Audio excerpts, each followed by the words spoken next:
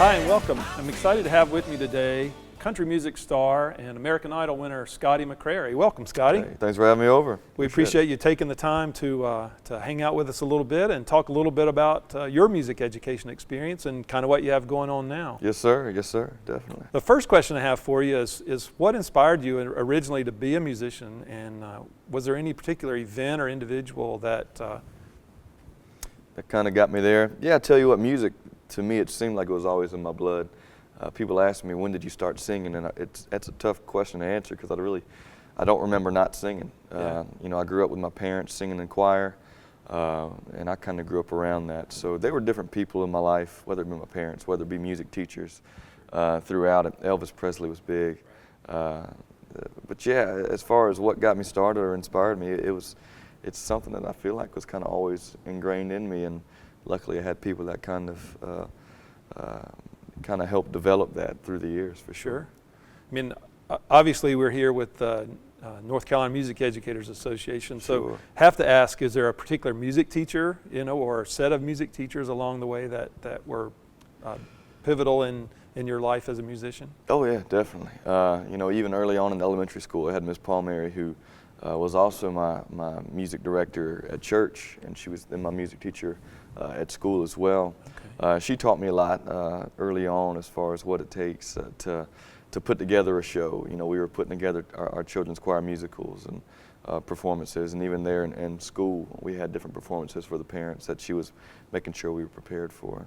And then a really important one to me was Miss Covington, now Miss Clayton. Sure. She was my high school director, high school teacher, and she was really incredible. She worked us hard. Oh yeah. There were some days I was like, man, I mean, it was tough there in chorus today, but she was teaching us what it takes to really be great at what you're doing, especially in music. She wouldn't take if we were being lackadaisical with our consonants or our vowels. It's just Sure. little stuff like that. She wasn't taking it. She wanted us to be great. And that showed when we go to compete places, and we were always winning these things. course. And that was through her guidance and direction. So she taught us a lot. Hard work was definitely the number one thing I think we learned through her. Okay. That's great. So Yeah. are there any skills or exercises or things that you learned from her that you continue to use? Yeah, my goodness, I still use a lot of the warm-ups, Warm-ups, yeah, before that a lot makes of my sense. concerts on the road. I feel like she really taught us good vocal technique, and that has been really pivotal to me with singing as much as I'm singing night after night in a different environment, different altitudes, different. Some days you're in a humid climate like Florida, then you go out to the desert and Nevada and Phoenix, and you're all over the place singing. So good vocal technique is huge, and she really exercises, warm-ups, different things like that were really, really great. So you're still using those? Oh, every day. That's every great. day. Well, I mean, it sounds like it just hearing your voice. Obviously, you're taking care of it. Well, So thank you. We try to. It's important. It's what keeps me going out well, there. it's what you do, right? Sure Yeah. is. Sure is. Well, I know you love baseball. You've been pitched for Garner, right? I did. When you were in high school. So are there any lessons that you learned as an athlete that carry over into what you do as a musician? Oh, I definitely say so. Especially the position I played. I was Right. a pitcher there, and for me, it was kind of, when you're pitching, all eyes are on you. You're in control of the game. If you mess up, it's your fault. And Right. the team, you got to put a team on your back. And same kind of thing in music for being, on stage and singing. All eyes are on you. You've got to prepare. You've got to make sure you're ready to go out there and perform. So yeah, I think a lot of that. It's a hard work. Preparation was probably the biggest thing I took away from baseball. Sure. And music nowadays. You can't just go out there and throw strikes. You've got to kind of warm up. You've got to put in the off-season work to be sure that you can go out there and perform to the highest level.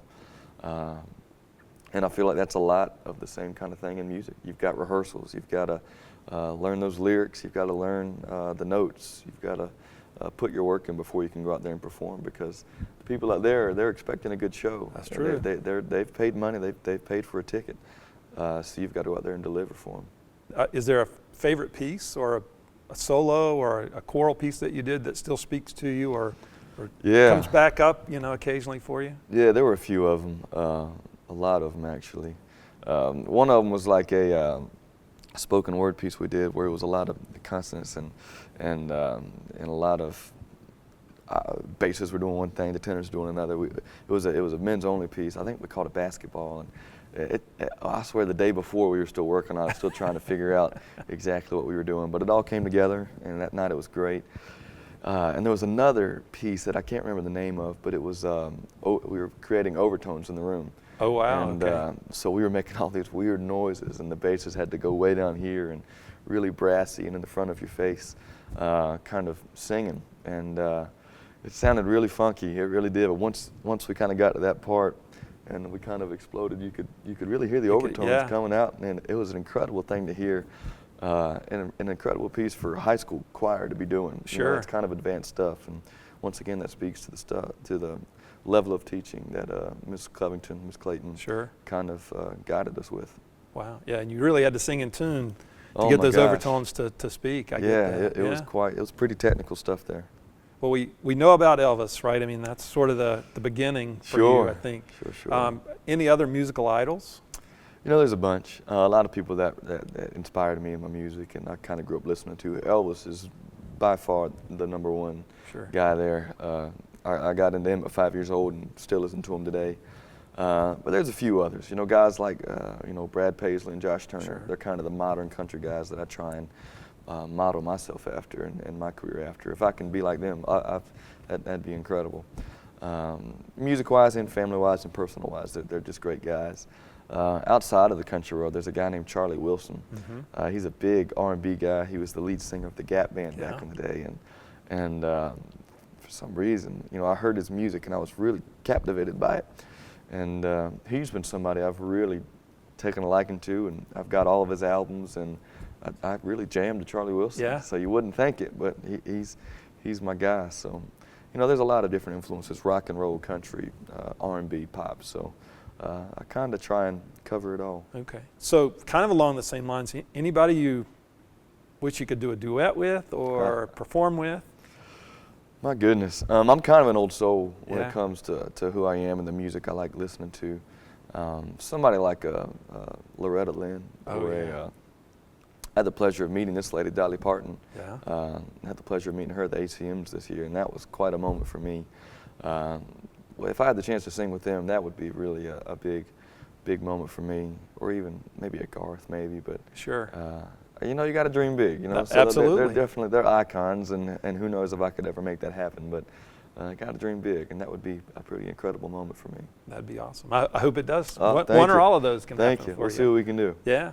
With the economy, what it is, just for school systems to fund music programs, why is it you think that maintaining music programs is so important? What does music offer students that they can't get in other subjects? Yeah, you know, music has been obviously such an important part of my life from the ground up. I think it offers kids a chance to be creative, to think outside the box, and to really get that part of their brain working. You know, there's math and science and a lot of different stuff, and that's great. You need to know those things. It's a wonderful thing. But the music, you're really gearing up those other parts of your brain that are the creative minds. And it's not all this, and this in the real world out there. You got to think outside the box a lot and think of different ways to attack different subjects, whether it be music or whether it be just in your job force that you go into. So. For me, I think it's a lot of the creativity that music brings to the table, and I don't think you can really get that in other parts of the schooling aspect, if that makes sense. Not from just taking a standardized test with a bubble sheet, right? Definitely. Of course. That's not even close to what music is all about. I don't know if I ever took a bubble test or anything in any music class. Right. You know, we had singing tests and different things like that. So, it's really, really majorly important, I think, to those kids growing up and to just get that part of their brain developed. That makes sense. So a lot of choir and band and orchestra students, sometimes their friends, or maybe they're not their friends, but just their peers will kind of rib them or pick on them a little bit about being, in choir or being band nerds or things like that. Yeah. Anything like that ever happen to you, or do you have any suggestions about how students might deal with that? Yeah, it definitely happened to me. Some of it was documented on Idol when I was trying to find a group and they were laughing at me.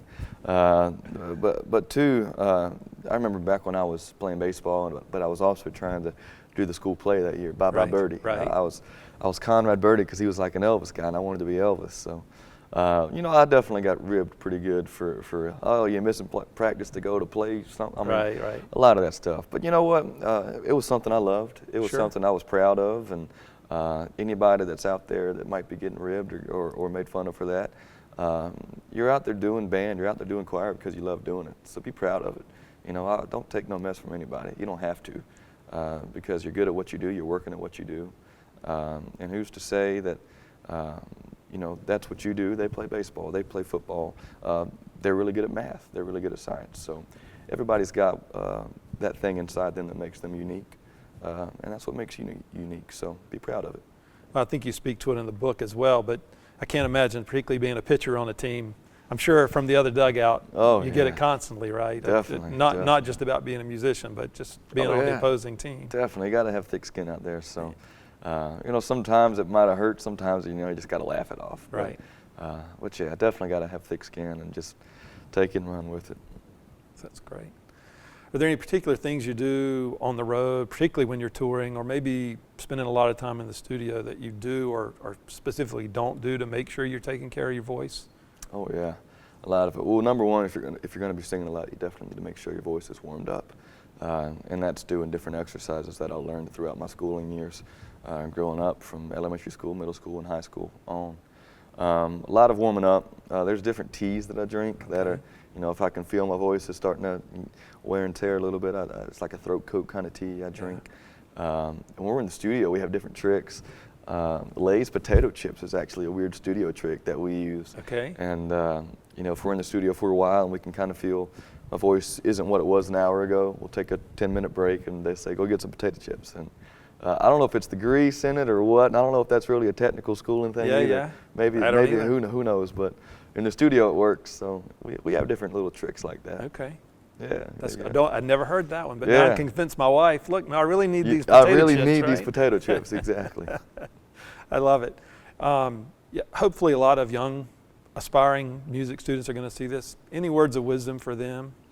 Yeah, you know, right off the bat, just love what you do and make sure of that. I get the chance to make music for a living, and I am so blessed and so fortunate to be able to do that. But even if I couldn't, music would still be a part of my life. Sure. Every night before bed, I'd be playing my guitar and singing, much to the demise of my sister. She Scotty, be quiet. I mean, all that stuff. But just work at it. Have fun with it. If it's something you want to do for a living, really make sure you're going out there and practicing hard and just get your music out there. You know, you never know who's listening. Could be Joe Schmo, could be the head of a record label in Nashville. So if that's what you want to do, great. If not, but you still love music, that's the number one thing. Just love what you do. So. Sort of a similar follow-up question. So, any words of wisdom for the music teachers? Again, it's really difficult to keep students in the classroom anymore.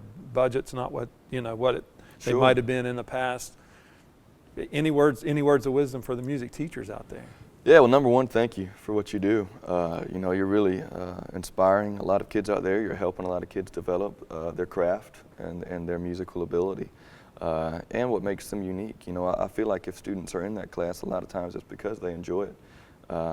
So I'm by no means a teacher, but I mean, just having fun in the classroom. Those kids they love to sing. They go home in their showers or their bedrooms and they're probably just singing to high heaven. So I don't know. Teachers are incredible about looking at a student and finding what makes them unique and letting them fit in the group because of that. So my biggest thing would be thank you for what you do. Continue to do what you do, because like you said, sometimes it might be cutting funding here, this, that, or the other, which is awful. So appreciate what you do and thank you for it. Great. So I have one other thing for you here. Just a little small something that we want to share with you. Wow. To say thanks from Music Educators for being with us. I really appreciate it. Okay. Thank you very much. And I think you know immediately what that is. I do. But I'm not going to tell anybody else what it is. They can read the book, right? Sure. And know why we're handing you animal crackers. Unfortunately, we've not removed any of the animals, so they're all there. Okay. I love that. Anybody that wants to know what's going on with the animal crackers, that's incredible. They can get their copy of Go Big and Go Home, right? Yes, sir. Great. Wonderful. Thank you very much. I appreciate it. It's great having you with us. Yes, sir. Thank you very much. Sure. Whoa, whoa.